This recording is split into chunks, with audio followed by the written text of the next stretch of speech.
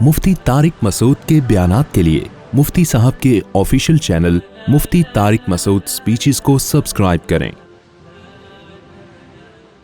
بار بار ایک بات بیان کرتا ہوں، اللہ کے حکم میں آسانی ہے، لچک نہیں ہے۔ کیونکہ دنیا میں کوئی بھی قانون ساز اپنے قانون کو ہلکا نہیں سمجھتا۔ دنیا میں جو بھی حکومت ہوتی ہے قانون بنائے اور یہ کہے کہ یہ لازم ہے، اس کے بعد پھر وہ لازم نہ کرے، اور تو اس کا مطلب خود اپنے قانون کی ویلیو کو وہ ڈی ویلیو کر رہی ہے نا، یہی مطلب ہو گیا نا۔ دنیا میں کوئی یہ نہیں کرتا، تو اللہ قانون بنائے اور کہے کہ یہ فرض ہے، سفر میں بھی فرض ہے، حضر میں بھی فرض ہے، پھر اللہ کہ چلو میں نے کہہ تو دیا، باقی تمہاری مرضی۔ نا نا نا نا نا نا، صحیح ہے، اللہ نے کہہ دیا اب ہے تو ہے، اب آپشنل نہیں ہے۔ رمضان کے بار بار میں بتاتا ہوں نا، روزے میں مزدور کو بھی روزہ رکھنا پڑے گا، کتنی سخت گرمی ہو، کیونکہ اللہ نے قانون بنا دیا بھائی بیماری میں سفر میں چھوڑ سکتے ہو، اس کا مطلب تیسرا کوئی عذر نہیں ہے، رکھنا پڑے گا۔ تو اس لیے جو فرائض ہے نا، واجبات فرائض، اس میں اللہ کے قانون آسان ضرور ہے، لچکدار نہیں ہے، جب ہے تو ہے۔ اسی میں ایک اور مسئلہ آ گیا عدت کا، کسی عورت کے شوہر کا انتقال ہو جائے، اللہ نے قانون بنا دیا، آسان قانون بنایا۔ زمانہ جاہلیت میں بہت مشکل تھا، جب کسی عورت کے شوہر کا انتقال ہوتا تھا تو زمانہ جاہلیت میں عورت 2 سال عدت گزارتی تھی۔ کتنی؟ 2 سال۔ اور اس 2 سال میں وہ میلی کچیلی رہتی تھی، یہاں تک بھی بعض روایات میں آتا ہے اس کی جگہ کو گندا رکھا جاتا تھا، مینگنیاں لا کے ڈال دی جاتی تھی گند میں رہے۔ اسلام نے اس حکم کو ختم کیا، یہ ظلم ہے عورت کے اوپر۔ اللہ نے حکم دیا 4 مہینے 10 دن بس، اور اس میں میلی کچیلی نہیں رہے گی، نہائے دھوئے، بس زینت اختیار نہیں کرے گی، زیور نہ پہنے، خوشبو کا استعمال نہ کرے، زینت اختیار نہ کرے، باقی نارمل رہے، گھر سے باہر نہ نکلے وہ۔ ایک صحابیہ نے نبی صلی اللہ علیہ وسلم سے اجازت چاہی کہ بھئی 4 مہینے 10 دن میں یوں کر لوں، میں فلانی جگہ چلے جاؤں۔ آپ نے فرمایا اللہ تعالیٰ نے تمہیں یہ آسانی دی ہے کہ وہ زمانہ جاہلیت کا حکم اللہ نے منسوخ کر دیا، اب اتنی آسانی دے دی، تو اب اس حکم کو فالو کرنا پڑے گا۔ اب آج کل خواتین کیا کرتی ہیں، شوہر کی ڈیتھ ہوئی، جو دیندار نہیں ہے ان کی تو بات ہی نہیں کر رہا نا، ان کی نظر میں تو عدت ودت کی کوئی 2 ٹکے کی حیثیت ہی نہیں ہے، وہ تو اس کو دقیانوسی حکام سمجھتی ہیں۔ لیکن جو دیندار ہیں وہ بھی بھائی، وہ ڈیتھ ہوئی، شوہر کا چہرہ دیکھنے کے لیے جا رہی ہیں ہسپتال، پھر وہ فلانے کے کام سے جانا ہے تو آج فلانے کے کام سے جانا ہے، تو آج یوں کرنا ہے، آج یہ کرنا ہے، یہ فلانے پورشن میں چلی جاتی ہوں، ماموں کے گھر جا کے عدت گزار لیتی ہوں۔ بھائی اللہ تعالیٰ نے جو عدت کے حکام دیے ہیں، شوہر کی ڈیتھ ہوتے ہی عورت کی عدت بولو شروع، اور عدت میں 2 کام لازمی ہیں، گھر سے نہیں نکلنا ہے، زینت اختیار نہیں کرنی۔ اب اس میں لوگ ہمیں تنگ کرتے ہیں، یار وہ چہرہ دیکھنے جانا چاہتی ہے ہاسپٹل میں، بھائی شوہر کو گھر لے آؤ، اگر بیوی نے اپنے شوہر کو دیکھنا ہے میت کو گھر لے آؤ، عورت نہیں روڈ پہ آ سکتی، جنازے کی چارپائی کے پیچھے پیچھے جا رہی ہوتی ہیں گھر سے باہر نکل کے، پھر اللہ کو غضب آئے گا، جب میں نے ایک آرڈر دے دیا ہے اس کو ہلکا کیوں لے رہے ہو؟ عیادت کے لیے نہیں جا سکتی وہ، سمجھ رہے کہ بھئی فلاں بیمار ہے تو چلو میں عیادت کے لیے چلی جاؤں، فلاں کی ڈیتھ ہو گئی چلو میں تعزیت کے لیے، حج ختم ہو جاتا ہے اس سے۔ حج کی کتنے مسئلے آتے ہیں، عورت نے حج کی درخواست دی ہوئی ہے، نام آ گیا، حج پہ جانے کی تیاری ہو گئی، شوہر کا انتقال ہو گیا، اب جس دن جانا ہے 4 مہینے تو ہو جائیں گے، 10 دن رہ جائیں گے، تو ہم کہتے ہیں بھائی 10 دن کیا، 1 گھنٹہ بھی رہ گیا ہونا 4 مہینے 10 دن ہونے میں، آپ کو 1 گھنٹہ پہلے بھی نکلنے کی اجازت نہیں، بے شک حج ضائع ہو جائے کوئی بات نہیں، حج کینسل ہو جائے، کیونکہ حج کی فرضیت پہ عدت مقدم ہے، حج اگلے سال بھی ہو سکتا ہے، عدت تھوڑی ہو سکتی ہے۔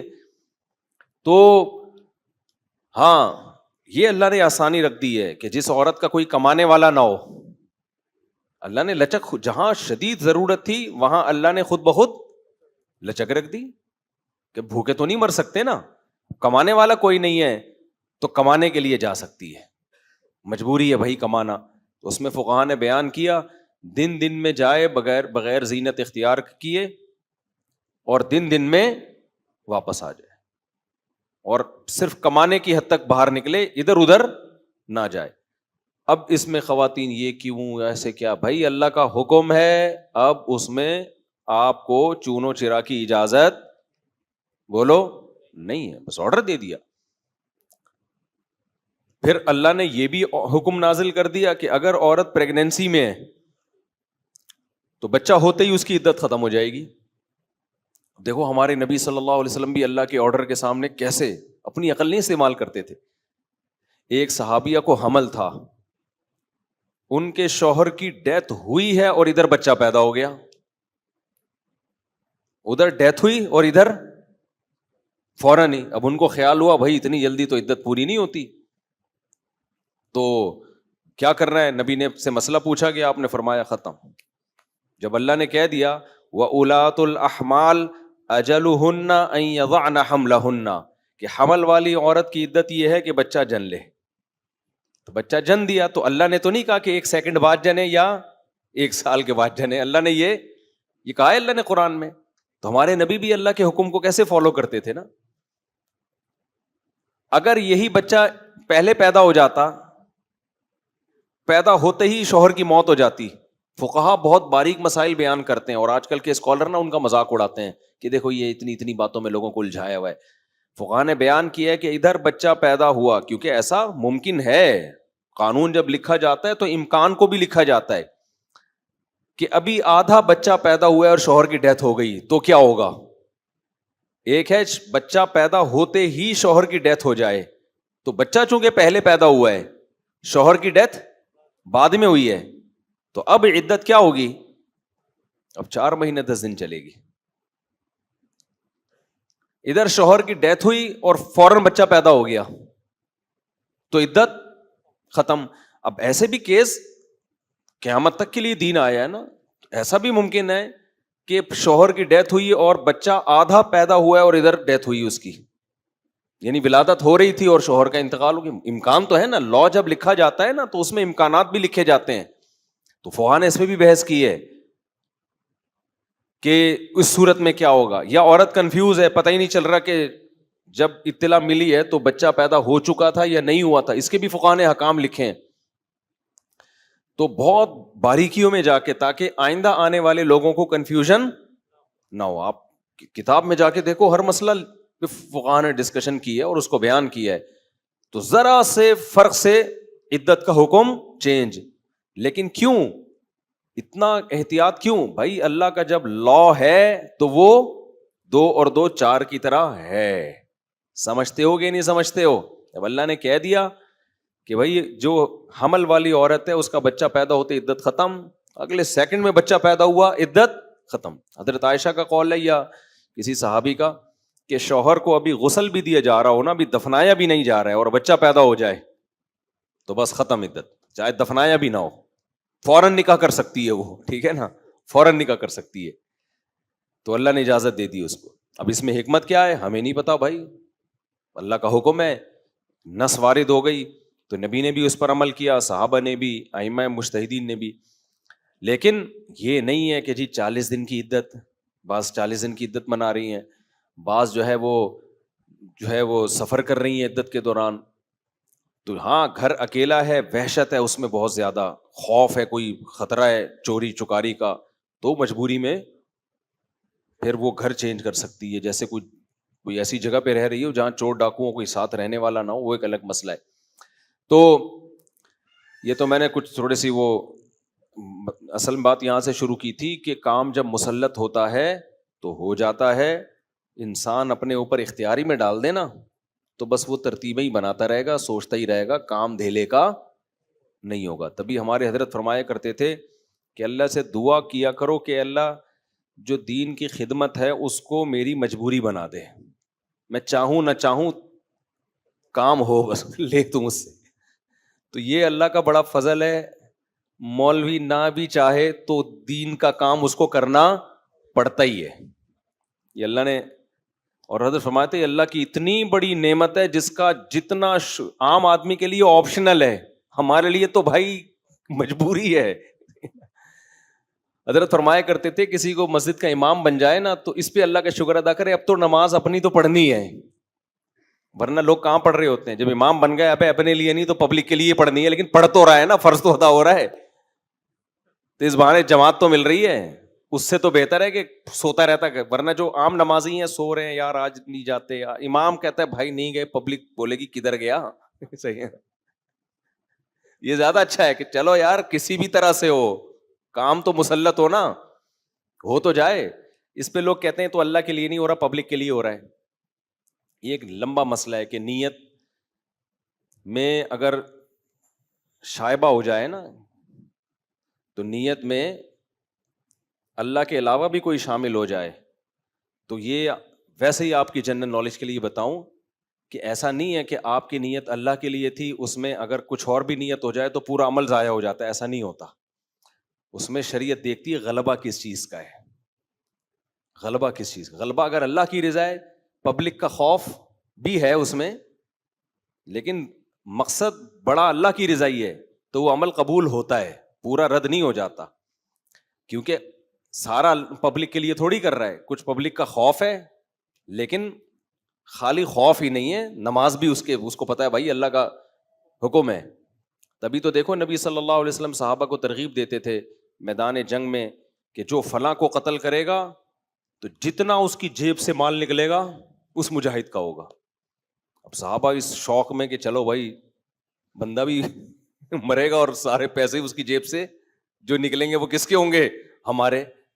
تو اب کوئی کہے لو بھائی یہ تو پیسوں کے لیے جنگ ہو رہی ہے, بھائی ہو اللہ کے لیے رہی ہے, لیکن اس میں جب مالی مفاد بھی آ گیا تو تھوڑی موٹیویشن بڑھ جاتی ہے. آئے تو اللہ کے لیے تھے, ورنہ کون کمانے کے لیے اپنی جان گردن پہ آپ کٹانے جاؤ گے کہ یار مال غنیمت ملے گا, بھائی تیری جان بھی تو جا سکتی ہے. تو اصل میں تو اللہ کے لیے آئے تھے, لیکن موٹیویشن کے لیے انسان کے دل میں لالچ بھی ہوتی ہے, تو اپنے آپ کو بھی لالچ دے دینی چاہیے, بچوں کو بھی لالچ دینی چاہیے. میں بار بار بتاتا ہوں نا, عبداللہ ابن مبارک رحمہ اللہ تعالیٰ کے والد, ان کو عربی سکھانے کے لیے ان کو کہتے تھے ایک شعر یاد کر لو 2 درہم ملیں گے. اب اصولی طور پر تو یہ بظاہر غلط معلوم ہوتا ہے, بھائی تم تو پیسوں کے لیے اس کو علم دین سکھا رہے ہو.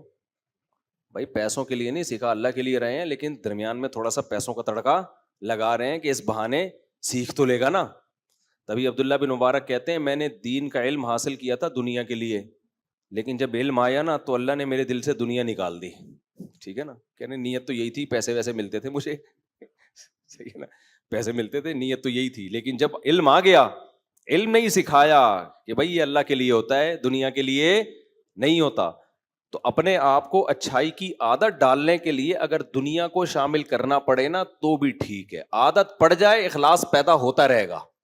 ایک شاعر نے بڑا پیارا شعر کہا ہے, وہ ریا جس پر تھا زاہد طعنہ زن, پہلے عادت پھر عبادت بن گئی. یہ بڑا خاندانی شعر ہے, اس کا مطلب سمجھاتا ہوں. اب تھوڑا آڑا ترچا بیان ہو رہا ہے لیکن پارسل کر رہا ہوں, کام کی باتیں ہو رہی ہیں, کوئی غلط باتیں تو نہیں کر رہا نا. وہ ریا جس پر تھا زاہد طعنہ زن, زاہد کہتے ہیں جو دنیا سے بے رغبتی, اللہ کی عبادت کرنے والا. تو جب انسان عبادت کرتا ہے تو بعض دفعہ اس کے دل میں ریاکاری آتی ہے, لوگ دیکھ کے خوش ہو رہے ہیں اور لوگ واہ واہ کر رہے ہیں, تو اس کو یہ دل میں خیال آتا ہے یار میں تو لوگوں کے لیے کر رہا ہوں, اللہ کے لیے کر ہی نہیں رہا. تو وہ تانا دیتا ہے کہ یار یہ کیسی عبادت ہے, یہ پبلک کے لیے ہو رہی ہے, شو بازی ہو رہی ہے. تو اس پہ شاعر نے کہا وہ ریا جس پر تھا زاہد طعنہ زن, پہلے عادت پھر عبادت بن گئی. کیا مطلب, شروع میں تو ریا کی نیت سے ہو رہا تھا, لیکن کسی بھی نیت سے ہو رہا تھا, کام کی لت تو پڑ گئی نا, عادت تو پڑ گئی نا. مثال کے طور پر آپ پبلک کو دکھانے کے لیے نماز پڑھ رہے ہو, فجر بھی ظہر بھی, لوگ بولیں گے بڑا بزرگ ہے یار, کئی دن تک پبلک کو دکھانے کے لیے بھی پڑھو گے, کام کی عادت تو پڑ جائے گی نا, وہ جو پوستی پنا تھا وہ تو ختم ہو جائے گا. کام کسی بھی نیت سے کیا جائے نا یوز ٹو ہو جاتا ہے آدمی, سمجھتے ہو کہ نہیں سمجھتے, اور کیے بغیر یوز ٹو نہیں ہوتا. آپ جتنا مرضی اخلاص ہو, نماز کی فکر ہو, عادت تھوڑی پڑے گی اس سے نماز کی. آپ کے دل میں اللہ کا خوف کہ جو نماز نہیں پڑھتا جہنم میں جائے گا, تو کیا مطلب اس سے پڑھ لو گے نماز؟ عادت جب تک نہیں پڑے گی نہیں ہوگا. ایک نماز میں خوف پیدا ہوگا, اگلی میں تھوڑی ہوگا. اگلی میں ہو سکتا ہے کوئی غافل ہو جاؤ, بازار میں ہو بازار کی محبت پیدا ہو جائے. بھائی کیفیات جو ہے نا انسان پر وہ چینج ہوتی رہتی ہیں, کنٹینیو ایک کیفیت کبھی بھی نہیں ہوتی. اب نماز کا آپ کے دل میں فجر کے وقت بڑا خوف تھا, جو نماز نہیں پڑھتا جہنم میں جائے گا, اس خوف کی وجہ سے آپ نے آ کے فجر پڑھ لی. کیا آپ سمجھتے ہو ضروری ہے کہ یہ خوف ظہر میں بھی ہو؟ بولو نا. ہو سکتا ہے ظہر میں 4 شادیوں پر بیان سن کے آئے ہو, آپ شادیوں میں الجھا ہوا ہو, دلہنیں آ رہی ہوں آپ کو خواب میں, وہ خوف ہی نکل گیا آپ کا. تو اب کہاں سے موٹیویشن ملے گی؟ نہیں ملے گی. آپ چھوڑ دو گے ظہر, پھر کہیں مولوی صاحب کا بیان سن لیا, مولانا طارق جمیل صاحب کی تقریر سن لی, او بھائی ایک خوف پیدا ہوا, کانپ رہے ہیں, اثر پڑ لی. مغرب میں پھر کوئی فلم دیکھنے بیٹھ گئے, وہ سارا ختم. کسی ملحد کا بیان سن لیا, وسوسے پیدا ہو گئے. تو یہ جو موٹیویشن ہے نا, لالچ اور خوف, یہ کام تھوڑا سا کرنے میں تو مددگار ہوتی ہے, لیکن اس سے کام کی عادت, کیونکہ یہ کیفیات ہمیشہ رہتی نہیں ہے. رہے تو آدمی مر جائے. سمجھ میں نہیں آ رہی بات؟ اگر یہ کیفیات ہمیشہ رہے نا تو یا تو خوف سے مر جائے پھر آدمی. جہنم سے ہر وقت کوئی بھی نہیں کانپتا رہتا, کبھی کبھار ہی کیفیات آتی ہیں. تو اس لیے جو بھی اصلاح کرتے ہیں نا بزرگان دین, ان کی کوشش ہوتی ہے خانقاہوں میں کہ اس کو عادت ڈالی جائے اس کام کی. بھلے ریاکاری کے لیے کر یار, تو دنیا کے لیے کر, پیسے لے لیں ہم سے نماز پڑھنے کے, عادت ڈالو اس کو. جب عادت پڑے گی, پھر جب یوز ٹو ہوتا ہے نا, لت پڑتی ہے کسی کام کی, پھر بھائی جو مرضی کیفیت ہو, وہ کہے گا کیفیت گئی تیل لینے, بھاڑ میں جائے کیفیت, میں نے نماز پڑھنی ہے. اب ہم نے جو جہاز میں نماز پڑھی, یہ تھوڑی کہ مجھے کوئی ٹانگیں کانپ رہی تھی, خوف پیدا ہو رہا تھا, نماز چھوڑ گئی. بھائی یہ عادت پڑی ہوئی ہے یار, کیسے چھوڑے؟ دل ہر وقت ٹینشن رہے گی دماغ میں, نماز نماز. یہی ہوتا ہے نا نماز, جو نماز پڑھتا ہے ہر وقت ٹینشن, کو سکون ہی نہیں ملے گا کسی کام میں یار, نماز نہ نکل جائے. ایک بار بار دماغ میں اپنے سکون کے لیے بھی انسان کہتا ہے بھائی ایک دفعہ پڑھ کے آرام سے بیٹھ جاؤ. بالکل جیسے جس کو چائے کی لت پڑ جائے, نسوار کی لت پڑ جائے. شروع میں ہو سکتا ہے چائے شروع کی ہو دماغ کو فریش کرنے کے لیے, جب لت پڑ جاتی ہے بھائی دماغ فریش ہونا ہو, مجھے کیا چاہیے؟ چاہیے, عادت پڑی ہوئی ہے. اتنا انسان کی اللہ نے باڈی میں یہ چیز رکھی ہے نا, لت پڑنا اور عادت پڑنا. یہ خوراکوں میں بھی ہے. آپ نے دیکھا ہوگا کچھ لوگ صبح اٹھ کے پانی نہ پیئیں تو حلق خشک رہتا ہے, حالانکہ صحت کے لیے نقصان دہ ہے یہ, لیکن کیوں پیتے ہیں؟ کسی کے ڈاکٹر کے کہنے پر نا صبح نہار منہ, کسی یعنی بیوقوفی کہوں گا میں اس کو, جو کام دنیا میں کوئی جانور نہیں کر رہا ہوتا, صبح سے اٹھ کے پاگلوں کی طرح پانی پی رہے ہوتے ہیں. ڈاکٹر نے کیسے گردے صاف ہوتے ہیں. ابے جب پانی کی ضرورت ہوتی ہے تو ڈاکٹر تھوڑی ہو, تو باڈی خود بتاتی ہے. جب ضرورت نہیں ہے تو بلا وجہ کیوں گھسڑ رہے ہو یار ایک چیز. لیکن غلط کام شروع کیا, اب باڈی اس غلط کی کیا ہو گئی؟ عادی. اب نہیں پیو گے تو پیاس, خشکی, یہ سب چیزیں شروع ہو جاتی ہیں. میں نے ایسے لوگ بھی دیکھے ہیں کہ ہمارے ایک ریلیٹیو تھے, بہت پرانا قصہ ہے, ان کو نہیں پتا چلے گا کس کی بات ہو رہی ہے. میں جب ان سے ملا تو مجھے پتہ ہی نہیں چلتا یہ لمبائی کتنی ہے, ان کی چوڑائی کتنی ہے. یہ بیٹھے ہوئے ہیں یا لیٹے ہوئے ہیں یا کھڑے ہوئے میں, گول تھے بالکل گول. وہ کیا کرتے تھے, ان کو کولڈ ڈرنک کی عادت ایسی پڑی تھی, صبح نہار منہ پیپسی پوری 1.5 لیٹر کی 2 لیٹر کی پی جاتے تھے. وہ کہتے تھے میں نہیں پیوں میرا دماغ خراب ہونے لگتا ہے. حالانکہ یہ کوئی قدر نقصان دے نا. سارے ڈاکٹر ان کو کہہ رہے تھے مر جائے گا بھائی تو, لیکن کہہ رہے ہیں مجھے تسلی نہیں ہوتی, مجھے پینی پڑتی ہے. تو جب اتنی فضول چیز کو کرتے کرتے رہنے سے کرنے کی عادت پڑ گئی, تو بھائی نماز پڑھتے پڑھتے رہنے سے پڑھنے کی عادت نہیں پڑے گی کیا؟ وہ تو بالکل فطرت کے اللہ کی عبادت تو انسان کی نیچر ہے, وہ تو فطرت کا تقاضا ہے. کولڈ ڈرنک فطرت کا تقاضا تھوڑی ہے, فطرت انکار کرتی ہے صبح صبح اٹھ کے پانی پینے کا. فطرت الا یہ کہ کوئی شدید پیاس لگ رہی ہو, لیکن عادت پڑ جاتی ہے. میٹھے کی عادت پڑ جاتی ہے, ایسی میٹھوں کے لوگوں کو لت پڑتی ہے کہ جیب میں لڈو لے کے گھومتے ہیں. ایسے بھی لوگ ہم نے سنے ہیں, دیکھے ہیں, ہر تھوڑی دیر بعد ان کو میٹھا چاہیے. تو لت پڑتی ہے کسی بھی چیز کی. تو ایسے ہی خانقاہوں میں جو اہل اللہ ہیں وہ کیا کوشش کرتے ہیں, ہم نے جو بڑوں سے دیکھا بھی ہے سنا بھی ہے, بھائی اس کو لالچ دے کے کسی بھی طرح سے نا اس کو عادت ڈالو. کیوں؟ پہلے عادت ہوگی, پھر یہ عادت عبادت بن جائے گی, اخلاص آ جائے گا بعد میں. اخلاص پیدا کرنا مشکل کام نہیں ہے, عبادت کی عادت پیدا کرنا مشکل کام ہے. سمجھ میں نہیں آ رہی؟ دیکھو فکر بچوں کو پاس ہونے کی ہوتی ہے کہ نہیں ہوتی؟ امتحان میں کتنی ٹینشن میں ہوتے ہیں یار. جنہوں نے پورے سال کنٹینیو پڑھا ہوتا ہے بڑے آرام سے پاس ہو جاتے ہیں. پورے سال پڑھا نہیں ہوتا ٹینشن میں ہوتے ہیں. تو کیا مطلب انہیں پڑھائی کی فکر نہیں تھی کیا؟ اگر فکر نہ ہوتی تو ٹینشن میں ہوتے اس وقت؟ فکر تھی, یوز ٹو نہیں ہے, عادت نہیں ہے ان کو. جن کو پڑھائی کی عادت ہوتی ہے وہ یوز ٹو ہو گئے ہیں بھائی, بچپن سے عادت پڑی ہوئی ہے کتابیں لے کے بیٹھنے کی, وہ پڑھتے رہتے ہیں. جن کو عادت نہیں پڑی ہوئی کانپتے رہتے ہیں, سوچتے رہتے ہیں اور فیل ہو جاتے ہیں. سمجھتے ہو بھائی؟ بہت اہم بات کر رہا ہوں, اس کو ہلکا مت سمجھو. اسی وجہ سے بچوں کو بھی عادت ڈالی جاتی ہے لالچ دے کے, پیسے دے کے. تبھی آپ دیکھو جن کو بھی, جو بزرگان دین جب کسی سے گناہ چھڑواتے ہیں تو اس گناہ کے طبی نقصانات بہت فوکس کرتے ہیں کہ اس گناہ سے یہ نقصان ہے تمہاری صحت کو, اس گناہ سے یہ نقصان ہے, اس گناہ سے یہ. اب سوال پیدا ہوتا ہے بھائی گناہ چھوڑنا ہے اللہ کے لیے, صحت بچانے کے لیے تھوڑی چھوڑنا ہے. گناہ کس کے لیے چھوڑنا ہے ہم نے؟ اللہ کے لیے. اور آپ اس کو مشورے دے رہے ہو تمہاری صحت کو یہ نقصان, تمہارے پھیپھڑے تباہ, تمہارے گردے تباہ, تمہارے یہ نقصان, ڈپریشن میں جاؤ گے. وجہ کیا ہے؟ او بھائی تو پھیپھڑوں کی نیت سے چھوڑ دے یار, تو گردے بچانے کے لیے شراب چھوڑ دے, ٹھیک ہے نا, چھوڑ تو صحیح, عذاب سے جان تو چھوٹے. کیونکہ پینے کے سائڈ افیکٹ, آخرت کے نقصانات بہت زیادہ ہے. تو بھلے تو دنیا کے لیے چھوڑ, کم از کم اس گناہ سے تو بچ جائے گا نا, شراب کے جرم سے تو بچ جائے گا. سمجھ میں نہیں آ رہی میرا خیال ہے بات؟ تبھی علماء اہل اللہ ہمیشہ جب بھی گناہ کی بات کرتے ہیں تو گناہ کے دنیاوی نقصانات بہت زیادہ بتاتے ہیں کہ اس کے یہ, تاکہ لوگوں کو ہو کہ یار اللہ کے لیے نہیں تو کم از کم اس عذاب سے بچنے کے لیے چھوڑ دو. سمجھتے ہو کہ نہیں سمجھتے؟ تو اپنے آپ کو بھی اچھائی کی عادت ڈالنے کے لیے نا موٹیویٹ کرنا چاہیے, چاہے دنیا کی لالچ دے کے کرو. روزے رکھنا شروع کرو بھلے صحت کی خاطر کہ صحت اچھی ہو جائے گی, لیکن جب عادت ہو جائے گی تو وہ ریا جس پر تھا زاہد تانزن, پہلے عادت پھر عبادت بن گئی, وہ عبادت بن جائے گی, اخلاص پیدا ہو جائے گا.